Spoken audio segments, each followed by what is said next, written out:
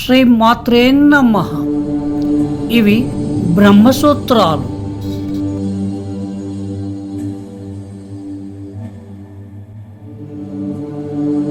సమన్వయాధికారం అంశం 4. బ్రహ్మం అన్ని వేదాంత గ్రంథాల యొక్క ప్రధాన ఉద్దేశం తత్తు సమన్వయత్. కానీ బ్రహ్మాన్ని శాస్త్రాల ద్వారా మాత్రమే తెలుసుకోవాలి. మరే ఇతర మార్గాల ద్వారా స్వతంత్రంగా తెలుసుకోలేమని స్థాపించబడింది. ఎందుకంటే అది అన్ని వేదాంత గ్రంథాల ప్రధాన ఉద్దేశ్యం. తత్ అనగా అంటే, తు అనగా కానీ, సామాన్యత్ అనగా ఒప్పందము లేదా సామరస్య కారణంగా, ఎందుకంటే అది ప్రధాన ఉద్దేశ్యం. సూత్రం 2కు మద్దతుగా వాదన కొనసాగుతుంది. బ్రహ్మం లేదా పరమసత్యాన్ని శాస్త్రాల నుండి మాత్రమే తెలుసుకోగలము.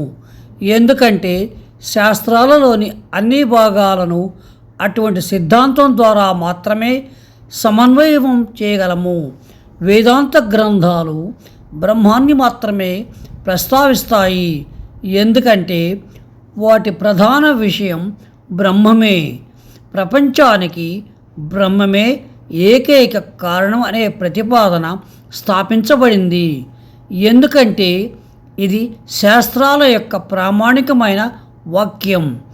ఈ విషయంలో వేదాంత గ్రంథాలన్నీ ఏకీభవిస్తాయి. పైన పేర్కొన్న పూర్వపక్షాన్ని లేదా పై చెప్పిన ప్రాథమిక అభిప్రాయాన్ని ఖండించటానికి తు అనగా కానీ అనే పదాన్ని ఉపయోగించారు. అన్ని వేదాంత గ్రంథాలలో బ్రహ్మం ఏకరీతి విషయంగా బోధించబడిందని చెప్పడం సముచితం. ఎందుకు? సమన్వయ అన్వయం అంటే ఒక పద్య భాగాన్ని 6 లక్షణాలు లేదా షడ్లింగాల ప్రకారం అన్వయించడం.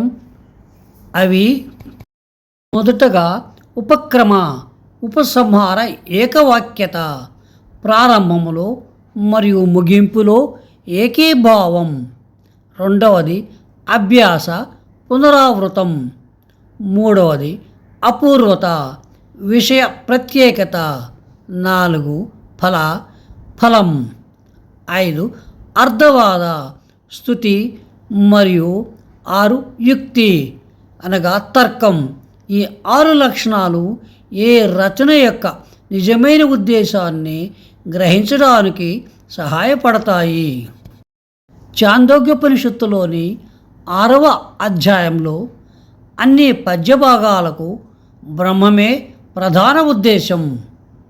ప్రారంభంలో మీరు ఓ నా బిడ్డ, ఈ ప్రపంచం మొదట్లో ఉన్న సత్యం అనగా సత్ మాత్రమే అని కనుగొంటారు.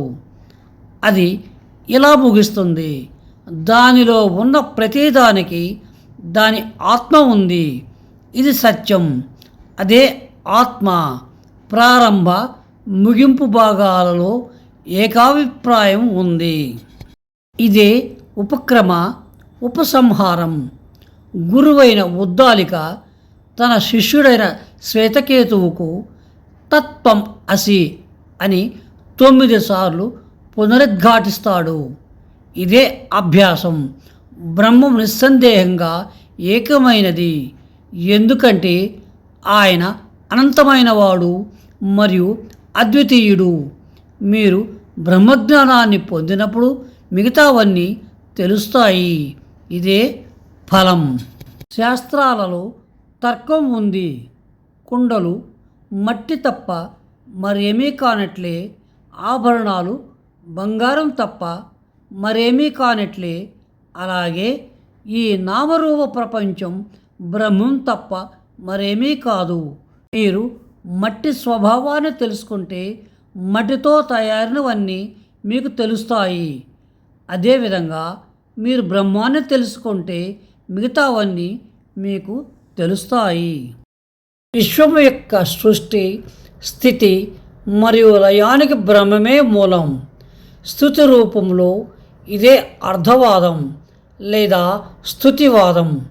ఈ 6 గుర్తులు లేదా షడ్లింగాలు వేదాంత గ్రంథాల యొక్క ప్రధాన విషయం లేదా ముఖ్య ఉద్దేశం బ్రహ్మమే అని సూచిస్తాయి. బ్రహ్మం ఇంద్రియ జ్ఞానానికి మరియు ఇతర జ్ఞాన సాధనలకు వస్తువుగా మారదు, ఎందుకంటే అది అత్యంత సూక్ష్మమైనది, అమూర్తమైనది, అనంతమైనది మరియు సర్వవ్యాపకమైనది. పరిమితమైన చైతన్యము లేని సాధనం అనంతాన్ని ఎలా తెలుసుకోగలదు? ఇంద్రియాలు మరియు మనస్సు వాటి శక్తిని మరియు కాంతిని మూలమైన బ్రహ్మం నుండి పొందుతాయి. బ్రహ్మం స్వయం ప్రకాశవంతమైనది, స్వయం అస్తిత్వం కలది, స్వయం జ్ఞాని, స్వయం ఆనంది మరియు స్వయం పరివేష్టితమైనది. తత్వం అసి, నీవే అది అనే వేదాంత వాక్య సహాయం లేకుండా బ్రహ్మాన్ని సాక్షాత్కరించుకోలేము. ఒకరు బ్రహ్మాన్ని గ్రహించినప్పుడు వారు అన్ని రకాల దుఃఖాలు మరియు బాధల నుండి పూర్తిగా విముక్తి పొందుతారు. వారు జీవిత లక్ష్యాన్ని లేదా పరమశ్రేయస్సును పొందుతారు. సశేషం. శుభం భూయాత్.